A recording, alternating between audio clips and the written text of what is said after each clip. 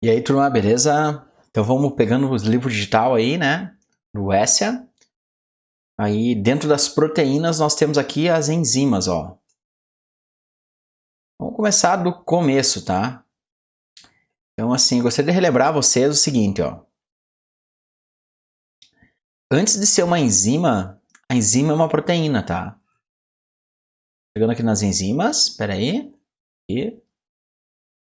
Aí, enzimas. Então, o que são enzimas? Enzimas, antes de serem enzimas, são proteínas. As enzimas são as ferramentas biológicas. As enzimas, elas vão atuar ou fazendo catabolismo, cortes, cortando, ou fazendo anabolismo, síntese, unindo. Então, gravem assim, ó. Toda proteína, ou melhor, toda enzima é uma proteína, mas nem toda proteína é uma enzima. Ou seja, existem algumas enzimas, existem algumas proteínas que não atuam como enzimas, mas todas as enzimas, antes de serem enzimas, são proteínas, tá?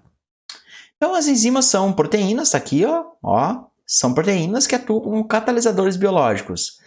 O que é um catalisador? Se pedir para um químico que é um catalisador é aquele elemento na reação química que é capaz de acelerar a reação química sem que haja maior consumo de energia para isso, tá?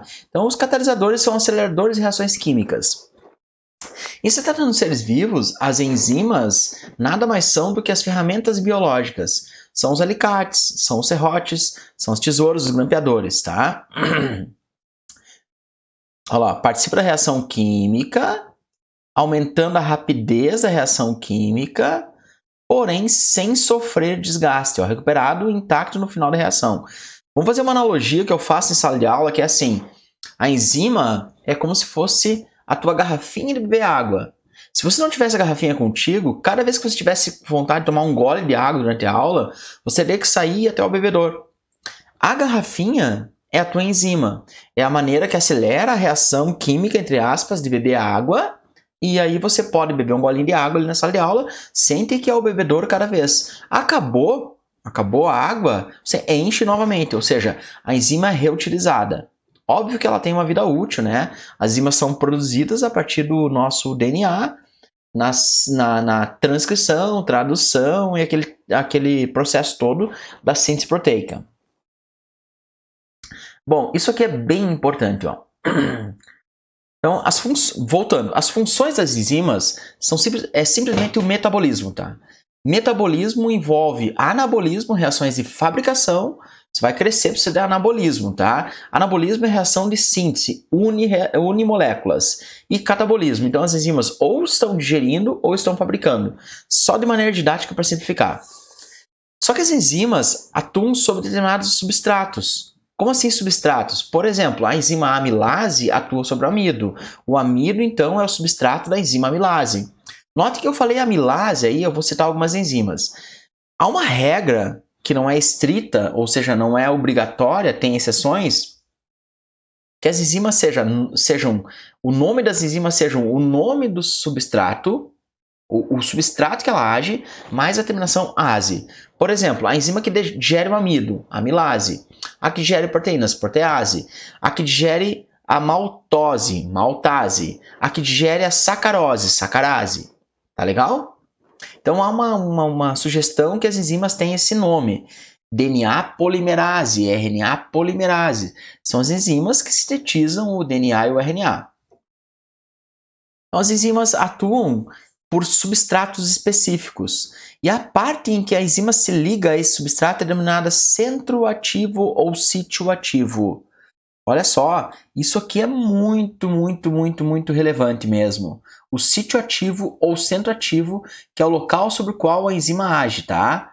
Não esqueçam disso. Então, aqui ó, tem o sítio ativo ou centro ativo, que é o local sobre o qual a enzima age. Então, uma enzima sempre vai agir sobre um centro ativo ou um sítio ativo. É o local de encaixe entre a enzima e o substrato, chama-se centro ativo ou sítio ativo. O local onde a enzima age se chama de centro ativo ou sítio ativo. As enzimas agem por um modelo chamado chave-fechadura.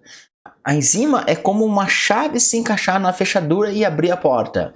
Então, o modelo chave-fechadura se refere justamente a esse encaixe entre a enzima e o substrato que vai se dar no centro ativo ou no sítio ativo. Quando há uma elevação da temperatura, por exemplo, a enzima pode perder a configuração espacial original da proteína e esse centro ativo não se encaixar mais com o substrato. E aí cessa a atividade enzimática. Number 2. Enzymes are very specific. Each enzyme can only bind to one type of substrate. Let's look at the case of lipase enzyme, which breaks down fats. Molecules like glucose and proteins cannot fit into the active site of lipase.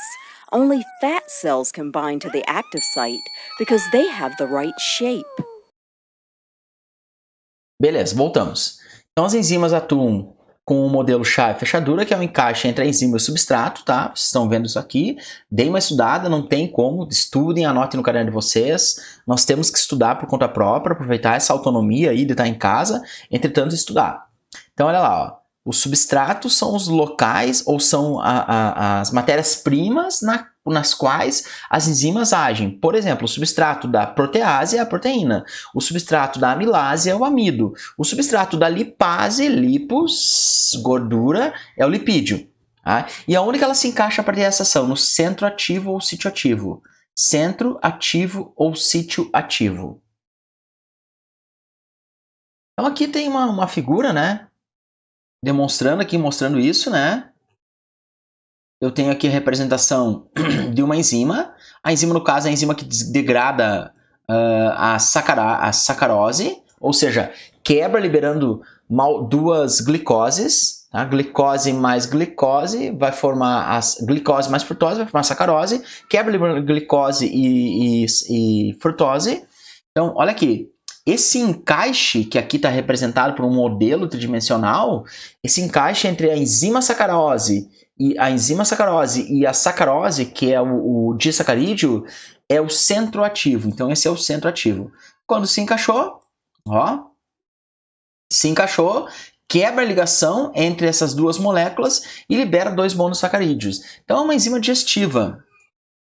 Frutose e glicose, os dois monossacarídeos que formam a sacarose. Está havendo um catabolismo, uma quebra. Catabolismo é quebrar, anabolismo é formar.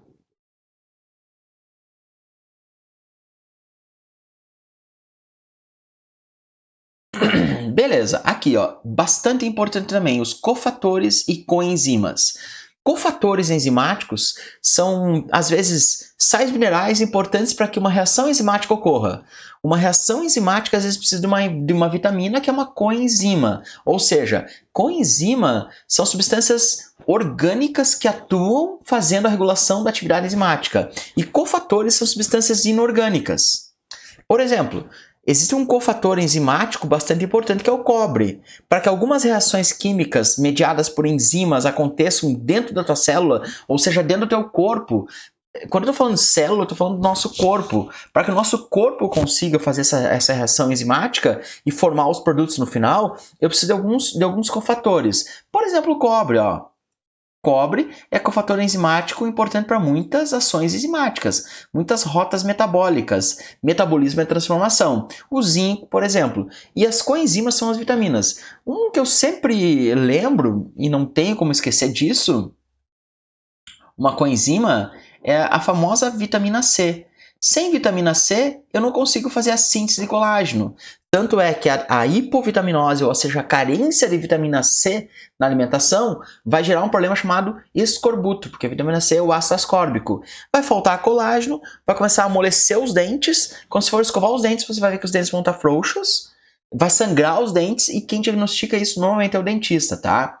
Então, beleza. Então, eu tenho cofatores, lembro dos copilotos, cofatores enzimáticos, que são sais minerais, substâncias inorgânicas importantes para a ação enzimática. E eu tenho coenzimas, que são substâncias orgânicas. Normalmente, coenzimas são vitaminas. Por exemplo, a vitamina C, que é a coenzima necessária, é uma coenzima necessária para a síntese do colágeno. O colágeno é a proteína que cola os dentes nos alvéolos dentários. Colágeno é colar e outras funções mais do colágeno. Então, na ausência da coenzima vitamina C, eu tenho uma síntese deficitária de colágeno e eu vou ter a hipovitaminose, que vai ser o escorbuto.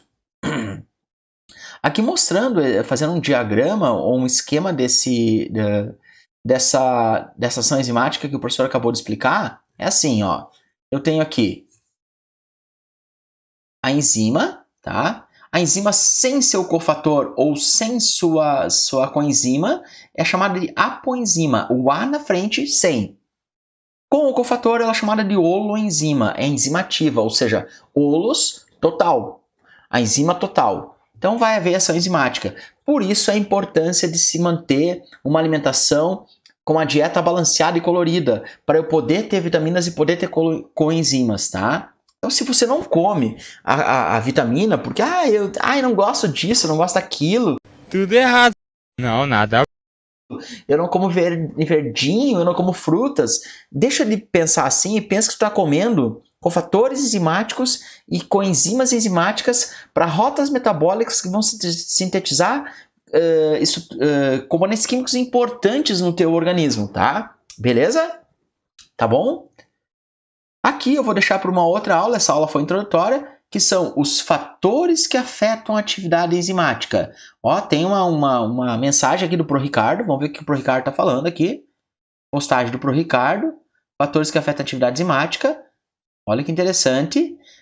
Já só olhando ali, ó, 37 e 38 graus, eu já vi que quer dizer alguma coisa sobre desnaturação proteica. Ó. Pense em uma febre de 38 a 39 graus. É uma variação de 1 a 2 graus. Teoricamente pouco, mas o sistema é tão controlado que essa variação pode causar desordens, desnaturações severas. Então, quais vocês podem citar? Quais desordens? Desordens é calafrio, perda de raciocínio, tremor do corpo. Quando a febre é muito elevada, nós temos calafrios e tremor do corpo. Por quê, gente? Porque por mais que quando nós estejamos com febre, nós estejamos com o corpo quente, nós estamos perdendo o calor por meio. Se a febre elevar muito, de modo que promove uma desnaturação proteica, ou seja, uma desnaturação enzimática irreversível, o que acontece? Nós perdemos totalmente a capacidade de voltar. E a pessoa morre. Então, febre é muito perigosa. Tá legal? Dá uma olhada aí se eu deixei alguma coisa para vocês nas atividades do livro digital e na descrição do vídeo aqui embaixo. E esse assunto é bastante importante. Enzimas. Na próxima aula, a gente vai falar dos fatores que afetam a atividade enzimática. Tá? As enzimas são as ferramentas biológicas. As enzimas são os biocatalisadores. Abraço, nos vemos em breve. Tchau, valeu!